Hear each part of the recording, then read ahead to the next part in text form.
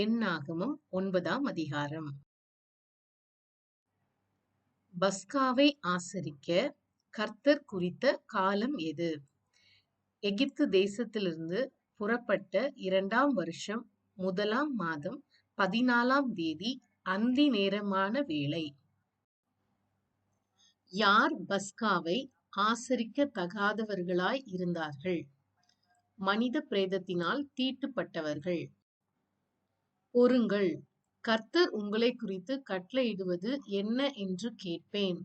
யார் யாரிடம்? மோசே பிரேதத்தினால் தீட்டுப்பட்ட மனிதரிடம்.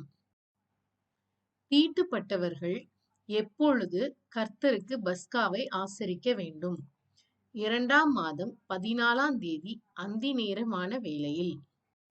எந்த மனிதன் தன் பாவத்தை சுமப்பான்? சுத்தமுள்ளவனுமாய் பிரயாணம் போகாதவனுமாய் இருந்தும் பஸ்காவை ஆசரிக்காதவன். யார் யாருக்கு ஒரே கட்டளை இருக்க வேண்டும்? பரதேசிக்கும் சுதேசிக்கும்.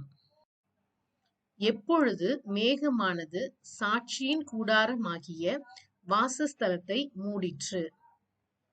வாசஸ்தலம் ஸ்தாபனம் செய்யப்பட்ட நாளில். பகலில் டேஷ், இரவில் டேஷ் அதை மூடிக்கொண்டிருந்தது. பகலில் மேகமும் இரவில் அக்கினி தோற்றமும்.